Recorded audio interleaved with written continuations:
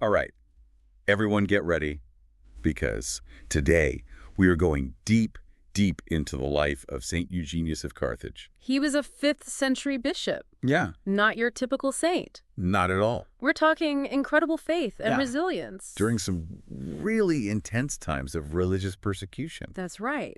And the coolest part is we're piecing his story together using a bunch of different sources. Yeah, historical accounts, Right. a letter written by Eugenius himself, Wow. and even some stories of miracles.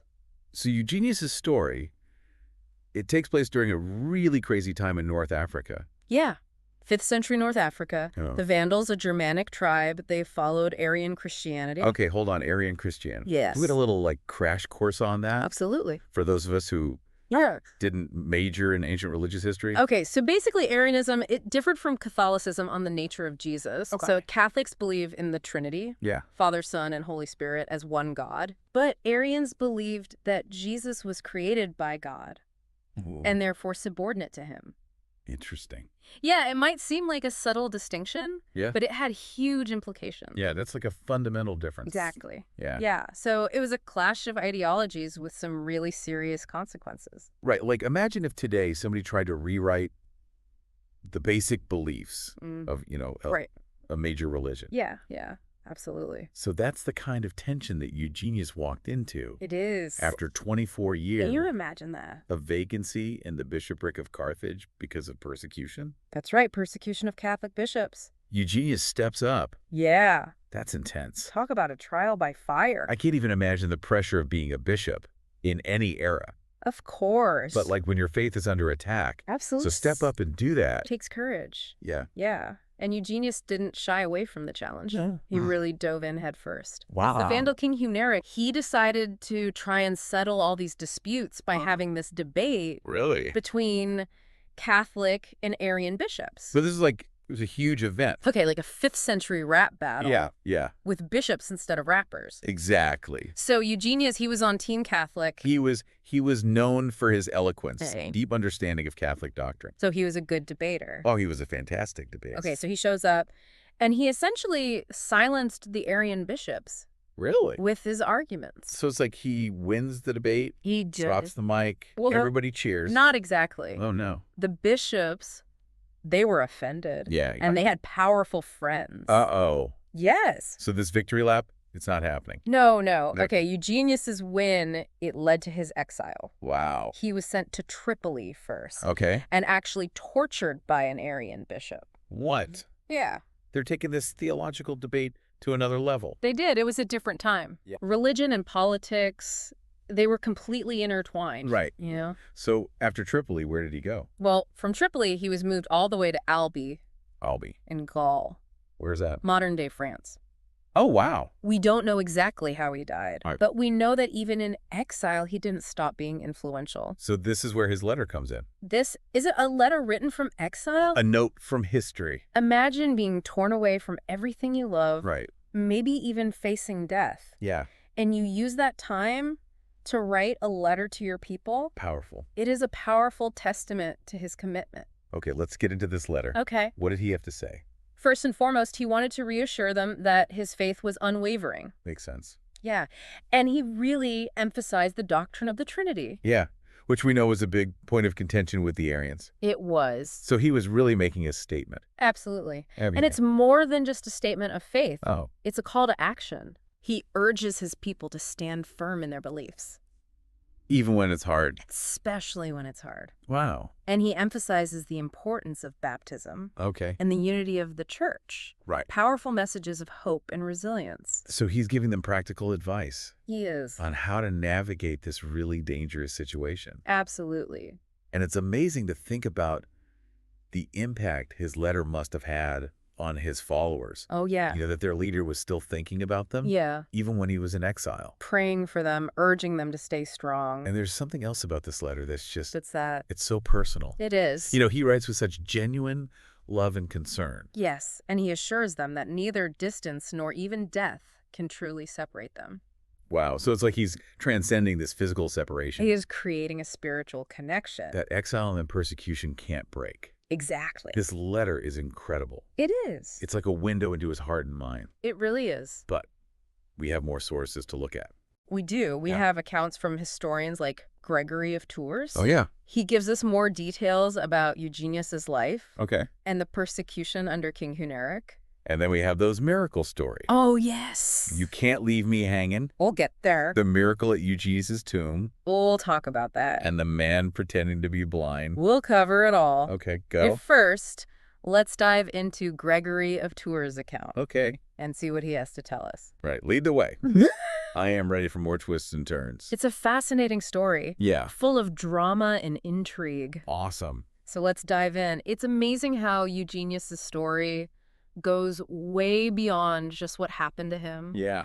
It really shows this huge struggle Yeah. for religious freedom and identity. Especially during a time of so much change. Right, exactly. Like we're getting a front row seat Yes, to this huge moment in history. absolutely. And it's those primary sources, Yeah. Especially that letter from Eugenius. Yeah. They make it so personal. Right. You're not just reading about events in a textbook. Yeah. You're hearing Eugenius's own voice. It's real. Yeah. Okay. So we've talked about the Vandals, taking over North Africa, Right. the religious tension between the Arians and the Catholics. Yeah. But what about that debate that King Huneric set up? Oh, yeah. What was he trying to do there? Well, on the surface, it seems like he was trying to be fair, Okay. giving both sides a chance to talk. Right. Maybe he thought they could come to some kind of agreement, or at least somebody would win, Right. and that would settle things. So like a theological cage match? Yeah, got it. But we know it didn't go as planned. We do. Eugenius, Yeah. he just shut down the Arian bishops. He did. He was very convincing. That's got to sting. Oh, yeah, especially with the king watching. Right. And we know how it ended for Eugenius. Exile and torture. That's right. Really makes you think about how serious they were about this stuff. Oh, yeah. It wasn't just like a friendly debate. No. This was about power. Yes. Who was in control. I wonder if Huneric ever regretted setting up that debate. Oh, yeah, he might have thought. Yeah. This wasn't such a good idea. It really makes you think about how important tolerance and understanding are. It does. Even when people have different beliefs. Absolutely. I mean, look, we might not be facing exile or torture Hopefully not. for our beliefs. Yeah. But it's easy to, Right. get caught up in our own little bubbles Yeah. and not listen to people who see things differently. It's a human tendency to Yeah. surround yourself with people who agree with you.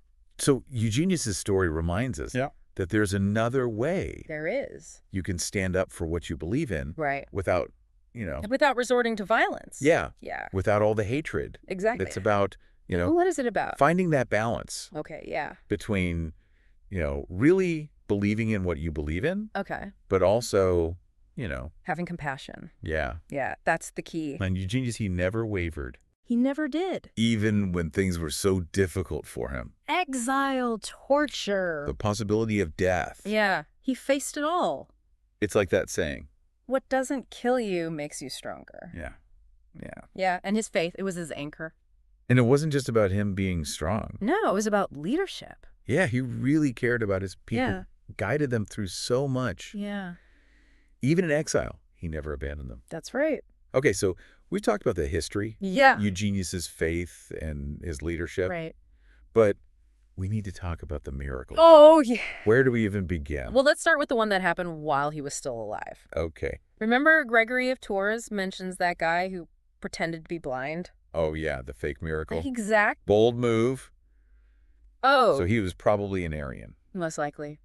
and he was going to say that only the Arian bishop could heal him. Yeah, it was all a setup to Ah. make the Aryans look good.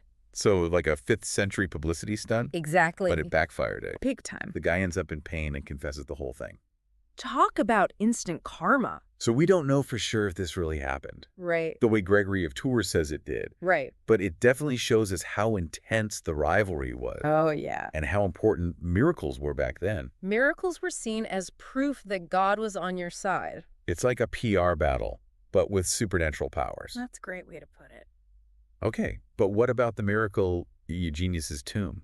Oh, yeah, this one's a classic. This young woman, she tries to steal something, Right. lies about it. And then she gets caught. You could say that. Yeah, it's a story that really makes you think. It shows how people believed in Eugenius's holiness, Yeah. even after he was gone, His power continued. like he was still watching over things. And it's not just about blindly believing in miracles. It's about doing the right thing. Exactly. These stories, they were about teaching people how to live good lives. Right. It's not enough to just have faith. You have to act on it. Like, Eugenius is still reminding people to be good. Even from the grave. And these ideas about justice and righteousness, They're still relevant today. totally. I mean, we might not believe in miracles the same way, Right. but we all know that our actions have consequences. We do. We have to be accountable for our choices. That's why I think these stories still fascinate us, They do. even after all this time. Yeah, it's like we're looking back at a different world. Right. But also seeing ourselves in it. Yeah. It's not just about the past. Right. It's about making those connections to our own lives. Exactly. Are you ready to see what other lessons we can learn from Eugenius's story? I am. His faith, his commitment to his people. I think there's a lot more to discover. Yeah. Let's keep diving deep. You know, it's really amazing how these stories about miracles and stuff from so long ago, Yeah, they still kind of get to you. they do. They make you think about, And it makes you think. like, the power of believing in something Yeah, belief is powerful. and how that can, like, shape your whole view of the world. Absolutely, your whole worldview. It's like these stories, they're almost like a guide. Yeah, a moral compass. Yeah, showing us the values that Eugenius lived by, you know? Right. Faith, integrity, compassion. Resilience. All of that. Exactly. It's like he's still here saying, hey, Yeah. life can be tough, Yeah. Throws you curveballs. but don't give up on what you believe. Yeah, stand strong. And you can overcome anything. And Eugenius, he really lived that, didn't he? He did. He really did. He went through so much. Persecution, exile, torture. And his faith never wavered. Think about that letter he wrote. Yeah, while he was being taken away. He could have been bitter, Yeah. angry, He could have been resentful. but he wasn't. Yeah. He focused on his people, Yeah. Comforting them. telling them to stay strong. And reminding them that he loved them. Yeah, It's a beautiful letter. it really is. It shows his true character. Compassionate. Yeah, a real leader. It's a timeless message, you know? Even in the darkest times, Yeah, we can find strength in what we believe in. absolutely. And in our communities. Yeah, in each other. That's right. And that message, it feels so relevant today. It does. The world feels pretty divided. Yeah, uncertain. Yeah, But Eugenius's story reminds us it does. that hope and resilience, Yeah, they can win. they can overcome anything. So as we wrap up our deep dive into the life of St. Eugenius, Okay. what are some of the key things we can learn from him? Well, I think one of the biggest lessons is the power of unwavering belief. Okay. Eugenius's faith, it wasn't just something he said. He lived it, He lived it even when it was hard. even when it cost him everything. Exact. And that leads to another big lesson. What's that? Leadership, Yes. especially when things are tough. Right. Eugenius, he was a true shepherd He guided his people. through so much. Uncertainty and danger. Yeah, but he did it with courage and compassion. He never gave up on them. Even in exile, he never stopped leading. His letters are proof of that. It shows us that real leadership, Yeah. it's not about having a fancy title. It's about serving others. Yeah, even when it's really, really hard. And don't forget hope. Oh, yeah. We can't forget hope. Even when things were so bad, Yeah. Eugenius never gave up hope He believed in a better future. for himself and his people. And that hope, it shines through in those miracle stories. Yeah, whether they're literally true or not, Right. they remind us that anything is possible. So think about Eugenius's story Okay. and how it can inspire you Yeah. to face your own challenges With courage, with conviction. how can you be a source of strength for others? Yeah, how can you live your values? Even when it's hard. Even when it's tough. Eugenius shows us it's possible. Well, that's it for our deep dive into the life of St. Eugenius of Carthage. It's been a fascinating journey. It has. I've learned so much. Me too. Thanks for joining us, It was a pleasure. and we'll see you on our next deep dive. See you then. Take care.